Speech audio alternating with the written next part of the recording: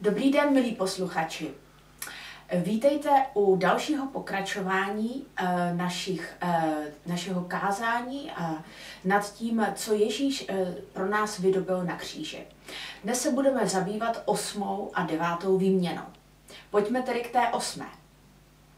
V té 8. výměně jde o prokletí versus požehnání. Tím zlem je tedy naše prokletí a tím dobrem je získání Božího požehnání. V Galackým 3, 13. kapitole 14. verši se píše: Kristus nás vykoupil z prokletí zákona tím, že se stal za nás prokletím, neboť je napsáno: proklet je každý, kdo je pověšen na dřevě. To proto, aby k pohanům přišlo to Abrahamovo požehnání v Kristu Ježíši a abychom skrze víru přijali zaslíbení ducha. Dle Mojžíšova zákona, jehož výňatek si můžeme přečíst v Deuteronomiu 21. kapitole 23. až 22. až 23. verši. Každý, kdo visí na dřevě, na dřevěném kůlu, kusu stromu, ten padne pod Boží prokletí, Boží kletbu. Co je to vlastně prokletí?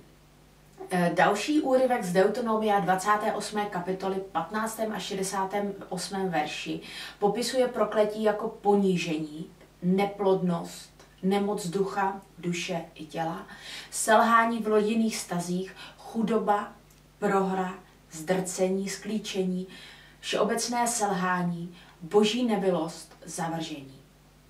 Poznáváš něco z toho v tvém životě?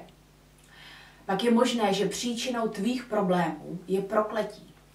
Pak potřebuješ osvobodit z tohoto prokletí. Myslím, prokletím je většinou míněno nějaký generační problém, který se z generace na generaci opakuje. Opakující se nemoci, opakující se problémy v rodinných vztazích, stále stejné problémy v rodinných vztazích, které se přenáší z generace na generaci. A zároveň i třeba zdrcení, sklíčení či deprese, které se z generace na generaci přenášejí. Tím vším může být prokletí. Ale z toho můžeš být osvobozen na základě toho, že Ježíš se stal prokletým na kříži místo tebe, aby ty sis od něj mohl vyzvednout požehnání. To je teda ta 8. výměna. Pojďme k té 9. V 9. výměně proti sobě stojí to naše zlo, to je ten starý člověk, stará podstata našeho života, stará přirozenost. A boží dobro, které můžeme přijmout od Ježíše, to je nový člověk.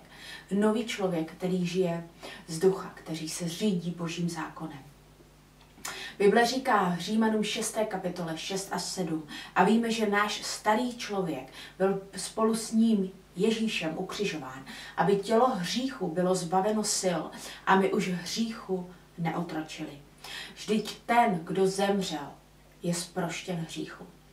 Ten náš starý člověk je výsledkem, produktem našeho hříšného života. Tím, že jsme si šli každý svou vlastní cestou, nezávisle na Bohu, jsme propadli moci hříchu. Tato moc hříchu nad naším životem nám nedávala jinou možnost, než činit hřích. Naše myšlenky, naše rozhodnutí, naše skutky byly Bohu nepřátelské. Tyto projevy jsou projevy našeho starého člověka, toho rebela, který stojí proti Bohu. Tento starý člověk se všemi jeho touhami a úmysly zemřel s Ježíšem na kříži, to proto, aby ten nový člověk, narozený z Boha, znovu zrozený v Bohu, mohl žít bez hříchu, mohl vítězit a mohl ve svém životě oslavovat Boha. Vždyť jste se znovu narodili, říká 1. Petr, 1. kapitola 23. verš.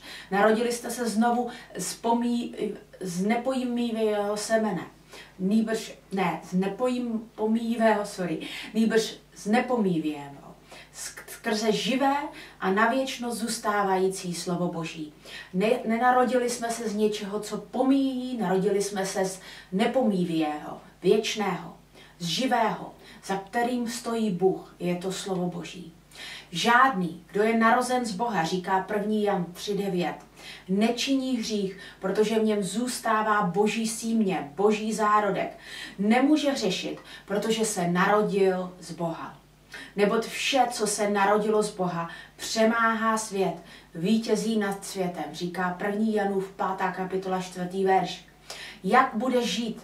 Co je tvým zdrojem? Chceš žít na základě svých myšlenek, pocitů, na základě své vůle, soustředit se pouze na svoji duši, myšlenky, city a vůli.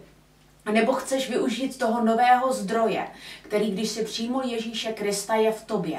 Žít z toho nepomíjivého telného semene, který se v tobě narodil z Boha. Chceš žít na základě Boží vůle. Pak můžeš žít na základě toho, co Bůh stvořil v tobě. Z přirozenosti nového člověka. Můj starý člověk, ten pomíjivý rebel, byl ukřižován s Ježíšem, proto abych byla osvobozena od té zlé a pomíjivé přirozenosti. A ten nový člověk, ta nová přirozenost, která se ve mně narodila skrze Boží slovo, aby převzala vedení nad mým životem. 9.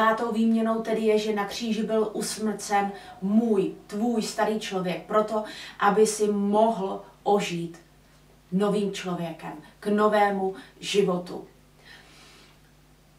Každý z nás se může rozhodnout, z jakého zdroje bude žít.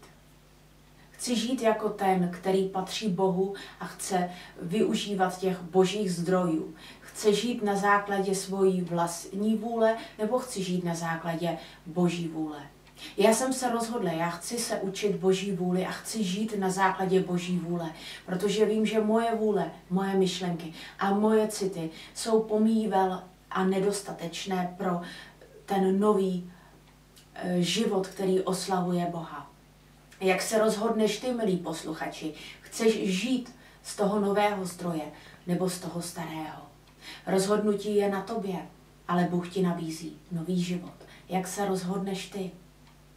Amen.